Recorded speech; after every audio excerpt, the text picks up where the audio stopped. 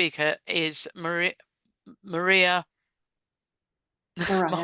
Mariah. I'm very bad at pronouncing Mariah. Mariah That's fine. Burton Nelson, who is a former Stanford and pro basketball player focused on the empowerment of women through sports. Her most popular book, The Stronger Women Get, The More Men Love Football, was reviewed in July for radical feminist perspectives, and it's fantastic. So I would highly recommend everybody reading the book. It's very really engaging, very easy to read, and very informative, and you can find it all over the place. It's great. Mariah now writes and illustrates Stronger Women, a weekly Substack. And so thank you so much for coming to talk to us, Mariah, and over to you. Thank you so much, Joe, and everyone for being here. It's great to get a chance to talk with you today about the empowerment of women through sports, and specifically how we are winning so far in our efforts to preserve female-only sports and spaces. I'm going to, and thank you for that fabulous review, Joe. Of course, I really enjoyed watching it. I'm going to use certain pronouns today, which will probably make you nervous. But my pronouns are we and us. I'm using we and us increasingly these days, I notice, to refer to female athletes and feminists who are leading the movement for female-only sports and spaces. By using the collective first-person voice today, I'm giving my teammates throughout the world credit while reminding you that this is very much a team effort.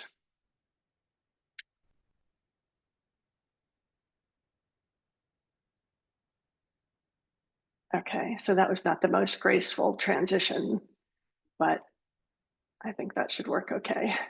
So this is a drawing of mine. All the drawings in this presentation are mine. And we are the woman in the front of this bike and also the woman in the back. We are Olympians, professionals, amateurs, students, scholars, lawyers, lobbyists, writers, policy experts. We, the we I'm speaking from today, though of course I'm not literally representing all of us, but we are Olympians, professionals, amateurs. Oh, I'm sorry, I said that. We are famous athletes. Martina Navratilova, Nancy Hogshead, Donna DeVerona, Linda Blade, Sharon Davies, Chris Evert, Riley Gaines, Mary T. Marr, Pam Shriver, Jen Say, Inga Thompson, and many athletes you have not heard of. But you would not recognize any of those names if we did not have a female category. They would not be Olympians or champions. All would have been Mariah, lost to history. Yes. Sorry, just checking. We're actually seeing your talk now rather than the Oh, whoops. PowerPoint Okay. slides. Okay. Well, thank you for letting me know. Yeah, which is nice, but I don't know if that's what you want. Well, yeah, there's the photo. There's the picture I'm trying to show you. Let me start. Yeah, I mean, I could show the slides that you sent me. Why don't you? Because I am juggling Yeah, three and then different you could just images. talk, Great. which would be great. So I'm going to show the slides, and then you could just so that will possibly make it easier for you, because then you can just do the talking. Thank There you. we are. Sorry, I messed Okay, that up. and then Yep. just tell no, it's fine. Just tell me when you Okay. want the next slide. Okay. So our first feminist awakening happened at Little League signups. But why not? We asked the big men distributing colorful new baseball caps to our brothers. Because you're a girl, they said. But we knew that was wrong. It wasn't because we were girls, it was because the men were sexist. And in defiance, we played every other sport. Sports are a feminist issue because when we say yes to sports, we say no to oppressive rules about how girls should behave.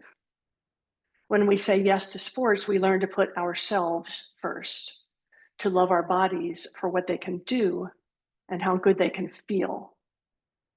When we say yes to sports, we develop strength and resilience. We learn to compete and to win, to stand our ground, to trust other women. Men still harass us. You're too competitive, too aggressive, too muscular, too much, too mannish, too selfish, too sweaty, too dykey. Believe me, we've heard it all, as have you, I'm sure, if you're an athlete. But nevertheless, we persist and resist. Brave by nature and by training, we have shaped the course of women's sports just as sports have shaped us. So what I'm going to share today is a success in progress story without the final score. Next slide, please, Joe. Thanks. Yeah. So I can't see the slides you're sharing, but unless there's a way that I can. Could you make them show on your screen, Joe?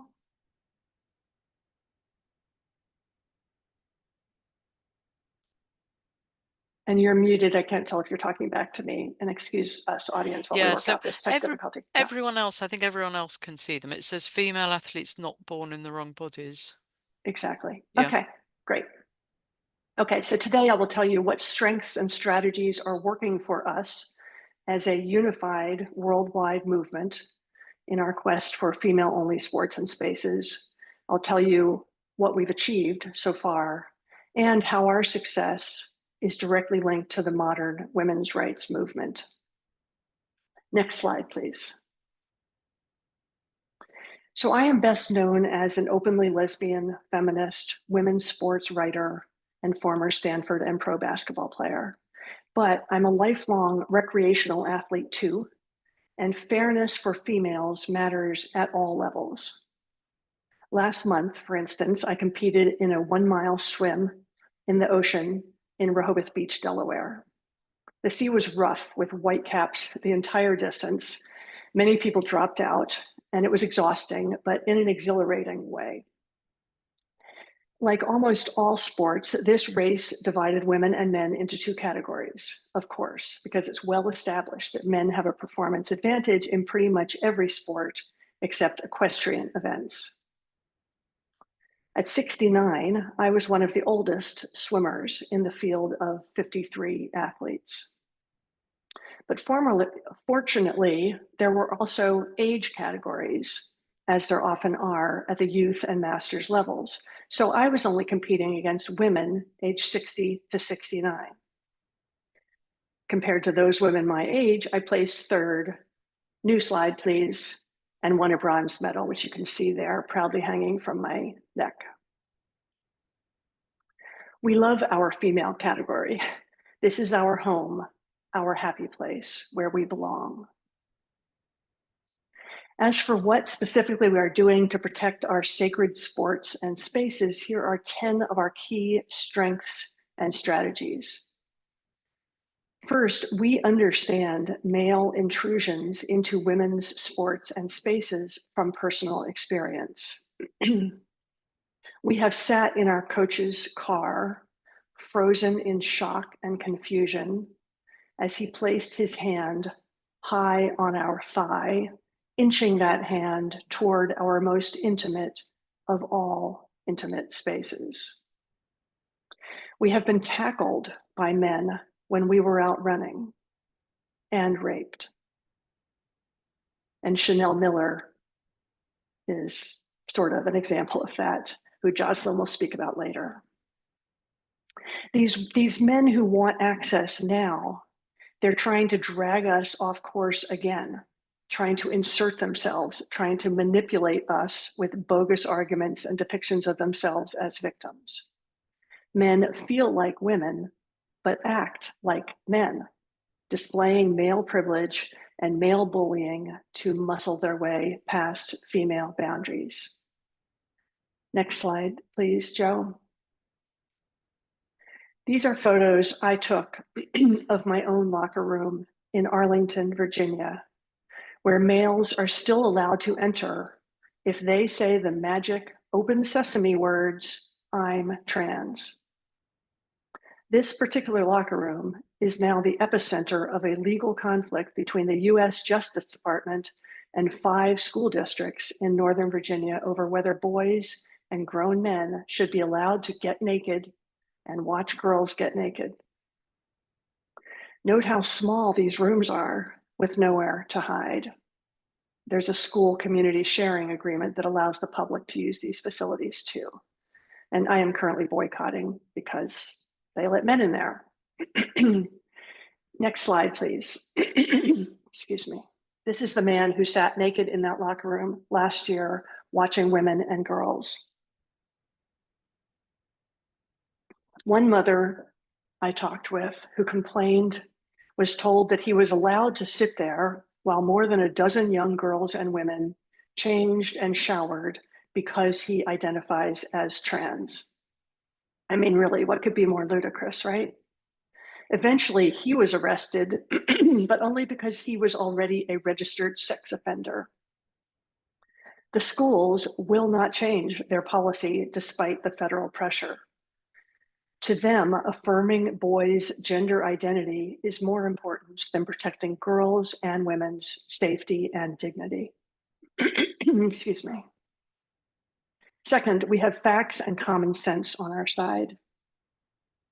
We use 100 years worth of sports data to remind people of the simple, obvious fact that men are bigger, stronger, taller, and faster. We use more recent data to prove that testosterone suppression does not magically turn men into women. We communicate clearly using the words male, men, and boys, even though this gets us canceled from every major media source, rather than trans women, male-bodied people, and assigned male at birth. In the US, we have the law on our side. Excuse me, and this is a US-centric presentation just because I know more about what's happening here, but we do have allies around the world. Also, we understand women's sports. We resent being called the weaker sex because it is used to denigrate us, but truth is we are physically weaker and we know this. When we are not being threatened or assaulted, we do not feel weak. We are not weak. We just need our own sports and spaces. These bodies of ours, with their periods, pregnancies, breasts, and menopause, they were designed to nurture and nurse babies. Next slide, please.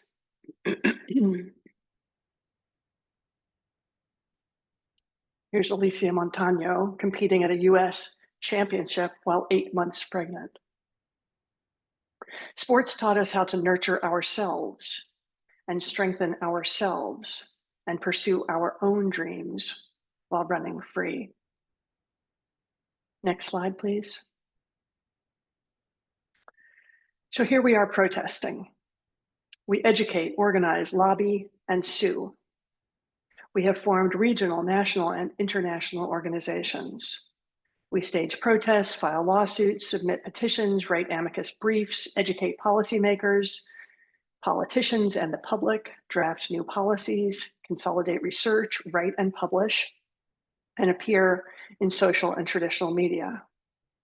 Having fought first for Title IX in the US, and now still fighting for Title IX enforcement, we use our connections, celebrity, and clout.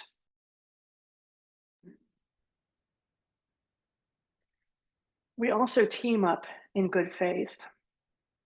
Despite differences in class, race, nationality, sexual orientation, and politics, we collaborate, including with WDI, Sex Matters, Fair Play for Women, ICONS, the International Consortium for Female Sport, Independent Women's Forum, and many other groups.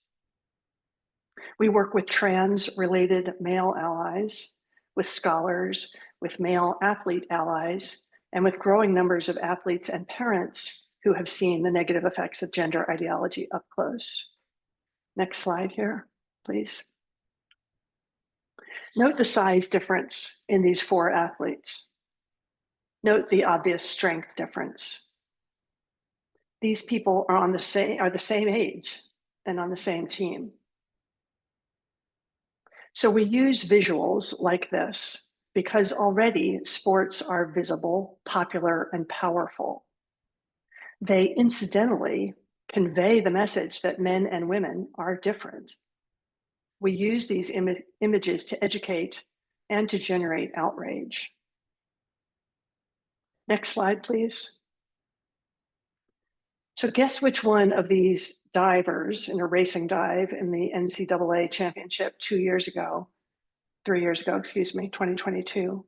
Guess which one is Leah Will Thomas, the so-called women's champion? Hint, she is 6'4", and males have a 20% advantage in leaping. Next slide, please.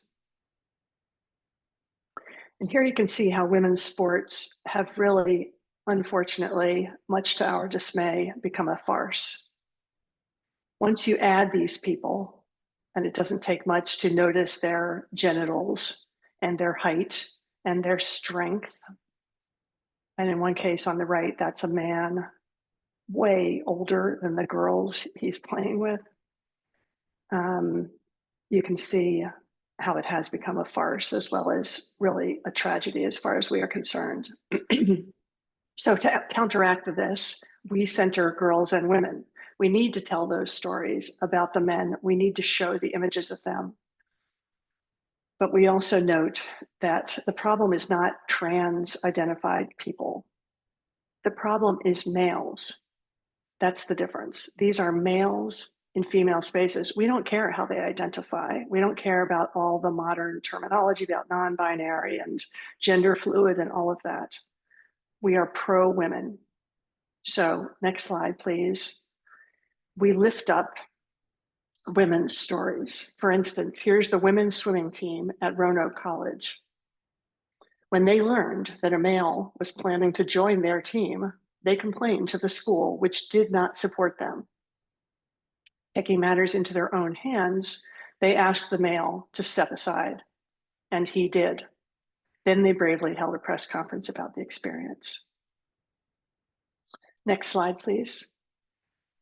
Here's fencer Stephanie Turner refusing to compete against a man. And then next slide, please. Here's Anna-Leigh Wilson, who's only 14 years old, giving a speech to an audience of 500. Anna-Leigh lost a junior Olympics race in Washington to a boy, then explained, "We have been told," she and her female teammates, "that it will be our fault if this transgender athlete takes their life." This is called emotional blackmail. We also tap into a cultural understanding that women's sports matter. As a result of our own advocacy, the public now supports women's sports. They get it. Schools and colleges in the US still drag their feet on Title IX. Men still, 53 years after the passage of that bill, receive more than $1 billion more in college scholarship money. But half of all girls now play sports. Therefore, half of all parents now commit time and money to support their athletic daughters. These parents are emotionally invested too, and they have a front row seat to what's fair and what's not. So finally, we talk about fairness. All sports are based on fairness. And if you cheat or lie, that's always grounds for disqualification or expulsion. We remind people performance-enhancing drugs are not fair. Bribing referees is not fair. Pretending to qualify for the Paralympics is not fair. And males in female sports, same principle, unfair. I mentioned that our success is linked to the overall women's rights movement. Sports is a domino that is beginning to topple the dangerous myth that boys can become girls and deserve girls' rights. Interestingly, trans activists understand this connection. Here's Julia Serrano, a trans-identified man, reporting to his trans fans, advising them not to concede on sports because of the domino effect. Next slide, please. So this says characterizing trans girls, meaning boys, as boys in a sports context would lead one to characterize them as such in other contexts too. After all, if trans girls, in other words, boys, are really boys when they're playing sports, then they would also be considered boys in the bathroom and boys in medical offices, and thus denied access to female hormones. Exactly. This is how we are toppling the dangerous myth that men can become women and deserve women's rights. And now just for a brief list of what we have accomplished so far, you probably know about the US president's executive order called Keeping Men Out of Women's Sports. For Democrats, including myself, Trump is the strangest of all strange bedfellows and an unprecedented disgrace. But the woman who wrote that order, May Mailman, is on our team. That language is our language. And these orders are helping us succeed.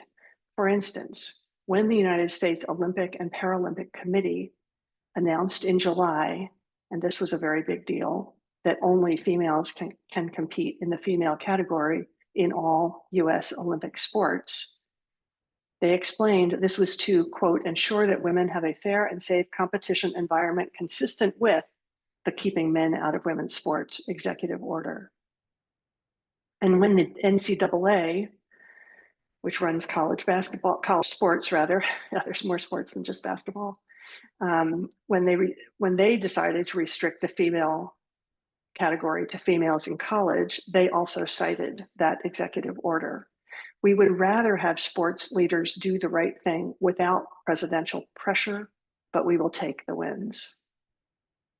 Also, there are 27 US states, only the Republican ones, alas, but those 27 have passed laws restricting school female sports to females.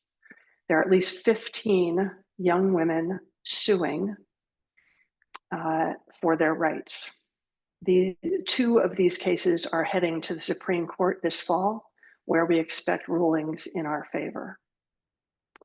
And I'm sure you're aware, as an international enlightened group, that the UK Supreme Court ruled that men cannot be legally considered women, even if they have gender recognition certificates. Personally, my favorite line of the Four Women Scotland's argument was, quote, the defining characteristic of a lesbian is that she is not sexually attracted to male bodies, nor is she sexually attracted to certificates. So as a result, sports organizations throughout the UK are updating their policies to exclude men and thereby include women. There are 20 American and international sport governing bodies that have earned a gold rating from the Women's Sports Policy Working Group, my group, for implementing female-only policies for all females at all levels of competition. And that's 20 up from 0 just 5 years ago, when testosterone suppression or even self-ID, a simple I'm trans declaration, was sufficient. And finally, public opinion continues to shift in our favor. According to the New York Times, 79% of Americans now favor no males in women's sports, including 69% of Democrats. There is a lot more to do. We need the International Olympic Committee to step up and implement sex testing, as World Athletics has done. We need all sports organizations in all countries to come on board. We need a federal law here and abroad. We need to win at the Supreme Court here. We need to restore more than 600 records to their rightful owners, rather than the males who stole those records from women. But we have momentum on our side, along with a growing team. This is my final slide, Joe, so just do me a favor, show that. This is a drawing of mine after a famous Picasso painting. We do this work.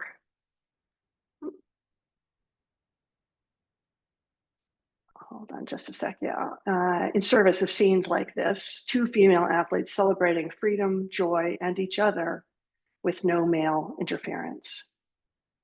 I'll close with a comment by my friend and colleague, Nancy Hogshead, 3-time Olympic gold medal swimmer Title IX attorney, and lifelong women's sports advocate.